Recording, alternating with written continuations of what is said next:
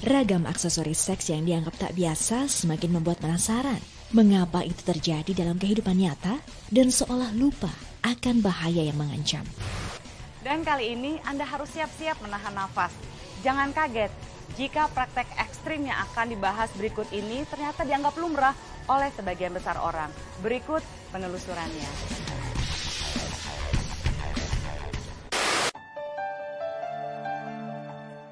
Bagi sang pengguna aksesoris seks, menunjukkan tindik yang terpasang di alat kelamin kepada pasangan terkadang sering dilakukan. Entah apa alasannya.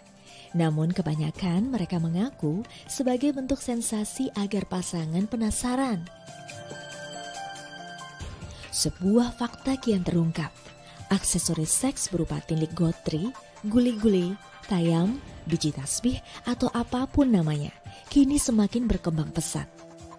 Jika tindik sebagai simbol sosial sudah muncul sejak zaman primitif di beberapa masyarakat adat, tindik gotri yang terpasang pada alat kelamin diduga baru dikenal sekitar tahun 1970-an, yang berawal dari mode kaum punk, budaya sadomasokis, dan kaum gay. Apa yang dilakukan seperti ini memang jadi bahan perdebatan.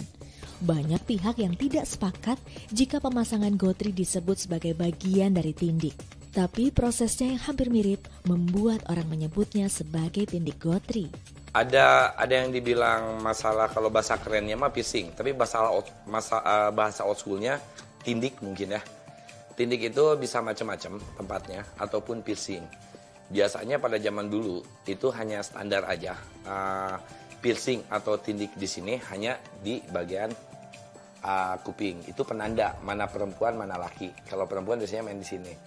Seiring perjalanan dengan modernisasi ataupun dengan orang pengen yang sensasi yang lebih dalam lagi itu macam-macam. Ada yang di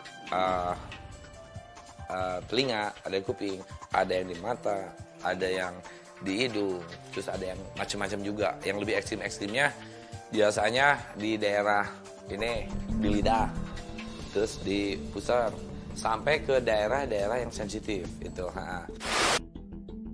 Memasang benda asing di alat kelamin bukan tanpa resiko. Tapi alasan kepuasan seakan jadi dasar yang mengalahkan logika dan hal yang beresiko.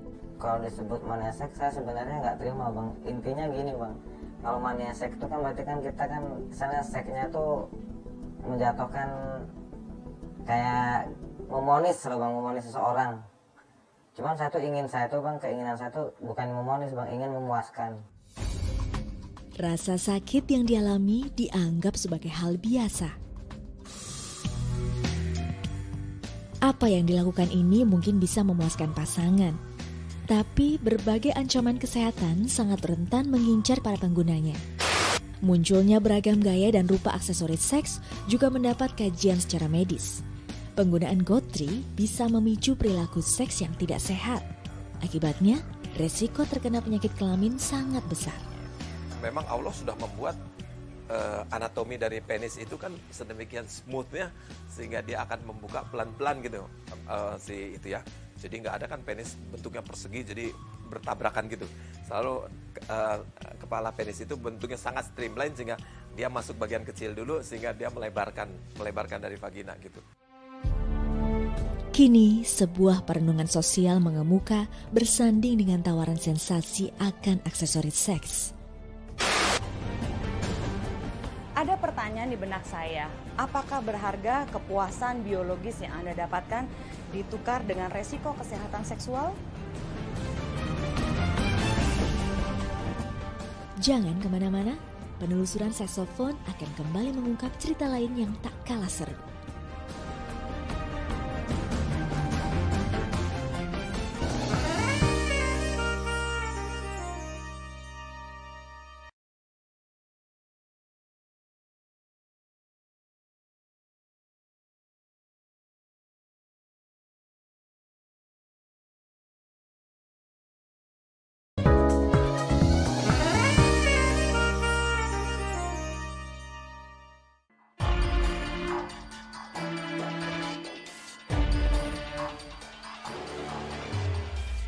Di balik bisnis kepuasan, kami terus melakukan penelusuran untuk mengungkap sebuah fakta.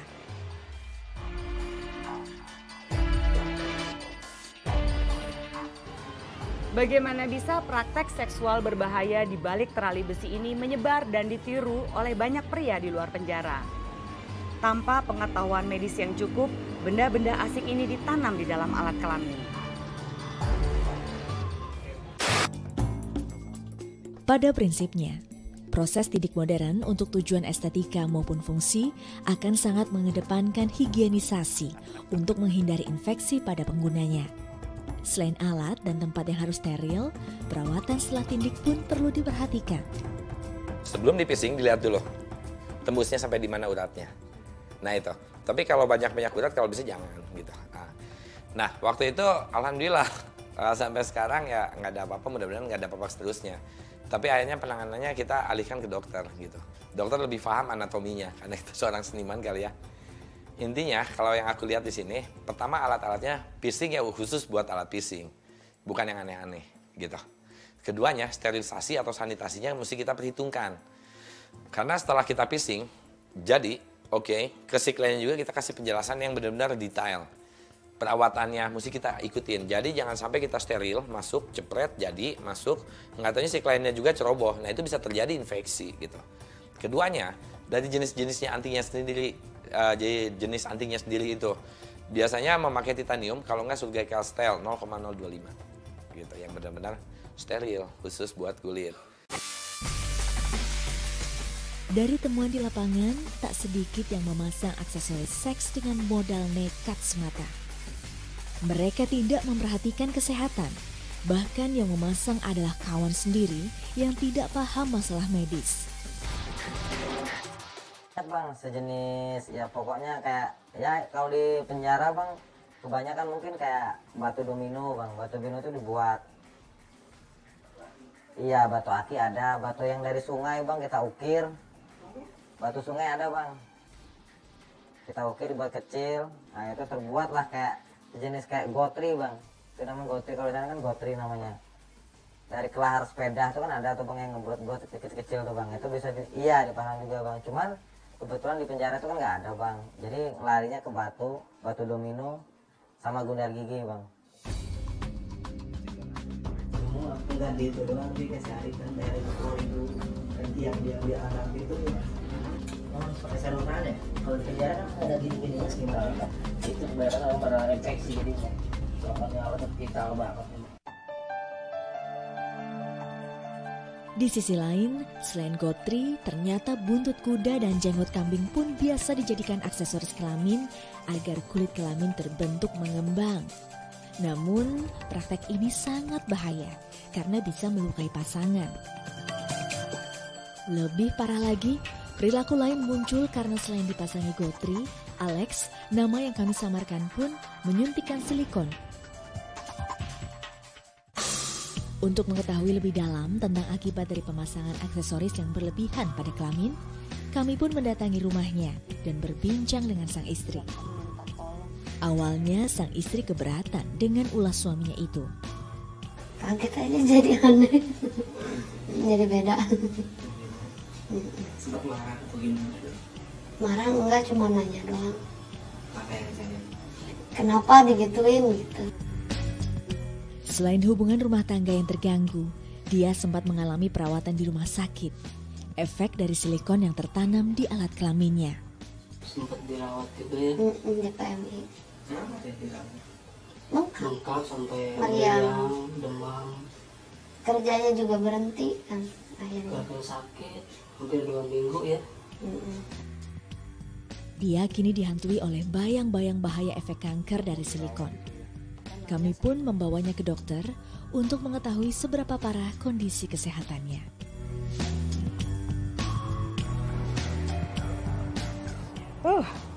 Setelah adrenalin Anda dibawa meningkat, sekarang tim Seksofon akan mengajak Anda menelusuri praktek yang lebih ekstrim dari pemasangan gotri.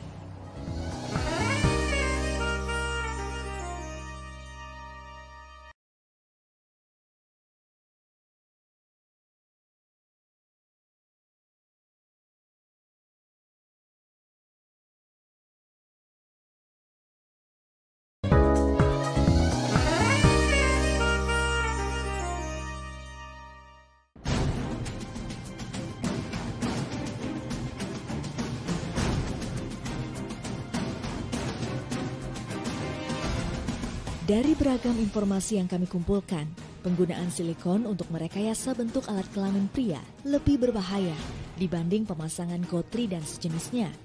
Tapi, praktek suntik silikon ternyata bisa bebas dilakukan, bahkan terang-terangan. Dari sebuah tempat di sudut kota di Provinsi Jawa Barat, kami menelusuri keberadaannya. Entah alasan apa, tempat pengobatan sederhana ini dijaga beberapa pria berbadan besar, bahkan mereka masuk ke ruangan. Mau yang mana dulu?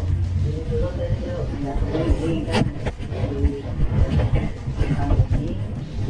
Ibu pernah di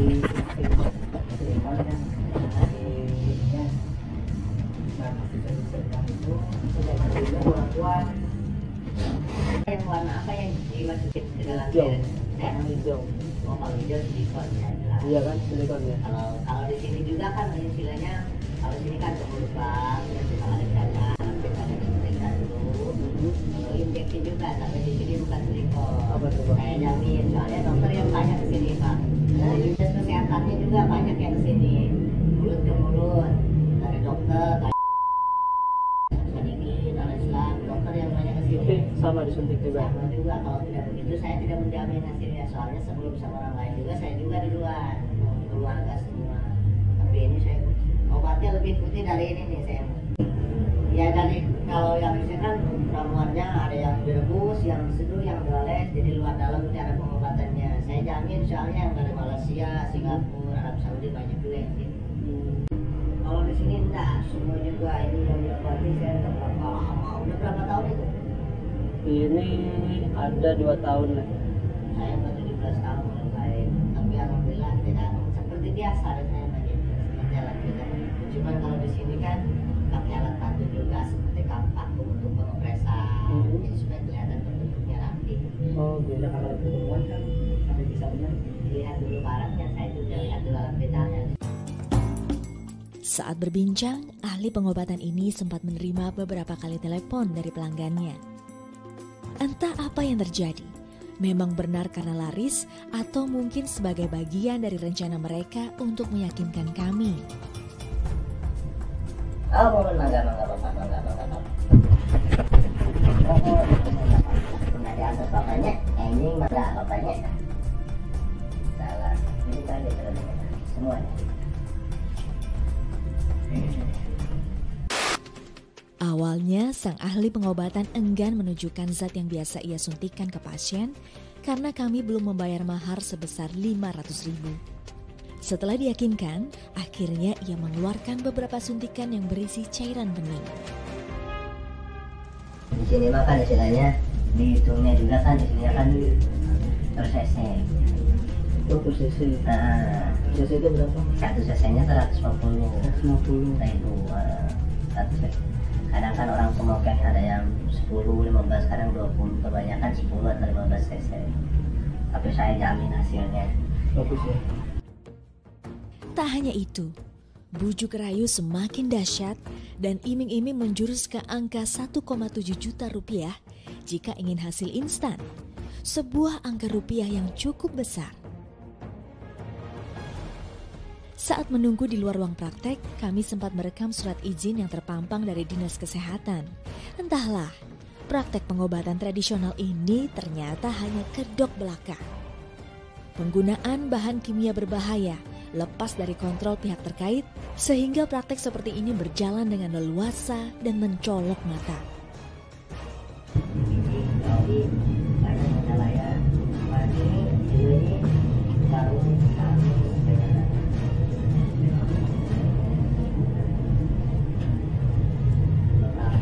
Berapa tahun tadi ikut praktek? Dari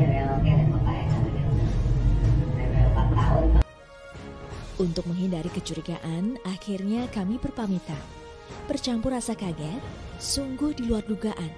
Praktek suntik silikon ilegal ternyata bisa beroperasi dengan bebas. Padahal bahaya kanker bisa mengancam setiap saat. Nah, kalau misalnya orang memasang tasbih ya istilahnya ya, istilah tasbih itu apa dari plastik atau dari kaca yang dimasukkan yang sudah didatang, bahayanya tentu bahaya infeksi aja ya, karena dia dipasang di bawah kulit jadi tidak masuk ke dalam penis, dia mudah dikeluarkan dan bahayanya sih bahaya infeksi aja. Yang paling merusak sekarang itu adalah orang-orang yang ingin memperbesar penis kemudian dilakukan penyuntikan silikon. Silikon itu kan sejenis plastik ya. Dan kalau disuntikan ke dalam kulit melindung, jadi kulit dan plastik itu bersatu. Jadi tidak bisa dibuang lagi dan itu sangat merusak, dan kita tahu bahwa plastik itu carcinogenes ya, bisa menyebabkan kanker. Sangat penting untuk Ibu Menteri untuk membuat larangan orang untuk menyuntikkan silikon itu. Jangan kemana-mana. Penelusuran Seksofon segera kembali dengan mengungkap fakta baru.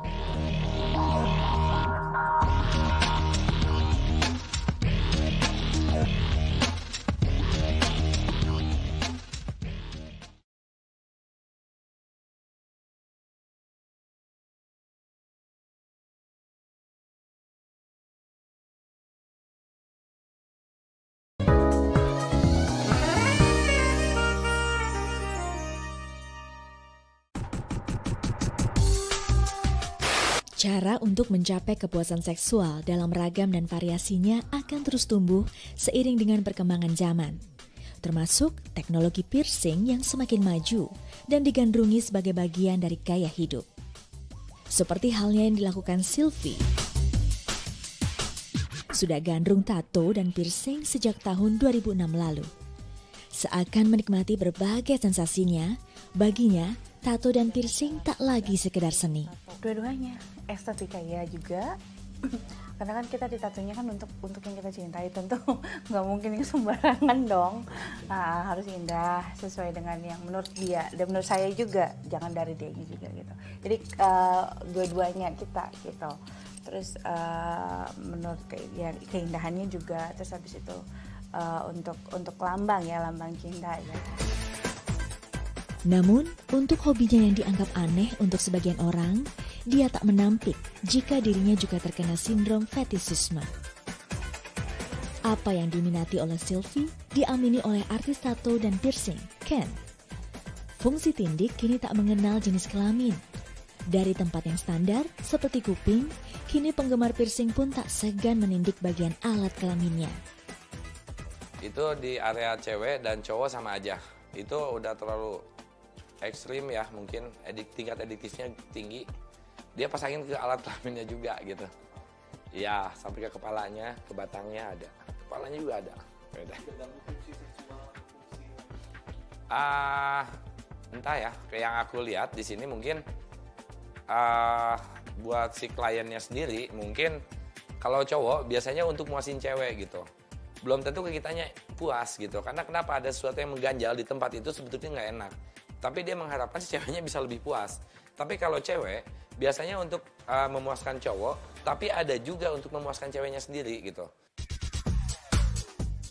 Untuk hobi ini tak mengenal usia dan golongan. Fungsi estetika dan sensualitas sudah tak bisa dipisahkan. Selain untuk pasangan, ada juga pelanggan yang datang ditindik karena tuntutan pekerjaan.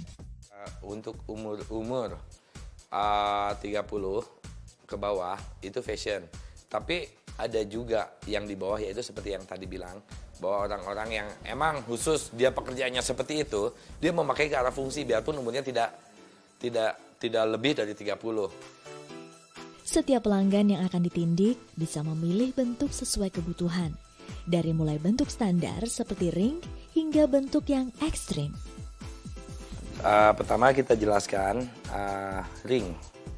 Ini anting ring yang bisa dipakai di kuping, area kuping, terus area payudara di sini, area hidung, dan area vagina juga ada. Ya, sampai dengan udel juga bisa. Ini semuanya fungsinya banyak. Sampai area yang ekstrim, daerah sini juga, daerah di tangan, ya ini. Ini yang universal. Oke, ini. Terus keduanya, ini hampir sama juga, cuman modelnya berbeda. Khusus seperti yang dipasang di pusar, maka bentuknya akan menyesuaikan agar tidak menyakiti tubuh. Dan untuk fungsi seksualitas, bentuknya pun sudah menyesuaikan dengan kebutuhan yang ingin dicapai. Fungsi seksual dari tindik merupakan tujuan utama bagi seorang Sylvie. Tak tanggung-tanggung, puluhan tindik kini menempel di tubuh cantiknya. Jumlahnya di vagina ada sekitar 50 piercing. Dan di telinga ada sekitar ini 10 jadi 20. Di payudara ada juga gede. Awalnya pemasangan alat tindik diakui sempat mengganggu hubungan suami istri yang dilakukan. Namun untuk hobi mahalnya ini, dia sangat memperhatikan kesehatan tubuhnya. Mesti medical check up sebulan sekali, terus kita mesti kontrol di posisinya mesti diatur lagi, terus habis itu mesti ada special stroke-nya gitu, jadi ada treatment tertentu memang harus kita sedikit keluar ekstra biaya untuk itu. Apa yang dilakukan Sylvie sejalan dengan keinginan pasangan, itulah yang membuatnya begitu total. Tapi pada kasus Alex dan Bayu, sebut namanya demikian, mereka melakukan rekayasa kelamin tanpa persetujuan pasangan. Padahal hakikat kepuasan seksual lebih pada aspek kenyamanan batiniah. Jadi bagaimana nih Pak Aang sebenarnya pandangan yang islami mengenai aksesoris seks? Pertama, kalau ada seorang suami berusaha ingin membahagiakan istri, ingin memuaskan istri, itu sebenarnya sebuah niat yang mulia. Karena memang dalam Islam itu memuaskan istri dalam masalah seks itu bagian dari yang harus diusahakan. Artinya itu merupakan perbuatan mulia. Hanya masalahnya cara. Sekali lagi cara ya. Cara. Kalau cara yang dilakukan menggunakan aksesoris seks, apakah itu ditanam, apakah itu ditempel, apapun bentuknya, selama itu dinyatakan aman secara medis, nggak masalah. Secara gitu. aman secara medis. Artinya yang melakukannya harus seorang ahli, seorang pakar, ya. Nah, bukan tiba-tiba ke dukun mana gitu ya, pergi ke dukun siapa, memperbesar, memperkecil, menambahkan sesuatu ke dalamnya. Jadi kalau itu dilakukan bukan oleh ahlinya dan terbukti itu mencelakakan orang tersebut atau menyakiti pasangannya, malah kan tadinya niatnya ingin membahagiakan, ingin menyenangkan, tapi sangat mungkin karena itu dilakukan bukan oleh ahlinya, bukan oleh pakarnya, apakah itu suntik silikon atau apapun namanya, dan itu akan menjerumuskan pada kebinasaan si pemakainya, si penggunanya, maka ada ayat yang mengatakan jangan kamu menjerumuskan diri pada kebinasaan. Jadi dengan demikian dalam ajaran Islam hukumnya haram seorang laki-laki menggunakan aksesoris seks kalau itu akan mencelakakan dirinya atau menyakiti pasangannya. Jadi sebenarnya tidak mutlak haram, ya. Sekali lagi, kalau itu diniatkan untuk menyenangkan istri lalu dilakukan oleh seorang yang ahli dan memang itu dinyatakan aman, sehat secara medis, nggak masalah. Sejalan dengan pandangan agama, dari mata medis pun, cara apapun untuk memuaskan pasangan harus dilakukan dengan aman, tidak menyakiti diri sendiri dan pasangan. Nanti kalau kita sudah mengenal pasangan kita benar-benar, baru kita komunikasikan bagaimana caranya supaya semuanya menjadi happy dan kita bisa orgasme pada waktu yang bersamaan. Tanpa bermaksud tersalahkan atau menyalahkan, ragam aksesoris seks mungkin boleh saja terus berkembang seiring menggeliatnya gaya hidup dan tuntutan sensasi kepuasan seks. Namun yang harus diperhatikan adalah faktor medis dan etika. Dua sisi yang tak bisa dipisahkan dari logika demi mengejar kepuasan semata. Gotri Piercing, silikon, seperti yang Anda saksikan dalam tayangan kali ini, bukanlah merupakan kinky sex atau hanya variasi seks semata, tapi merupakan atypical sexual behavior atau penyimpangan perilaku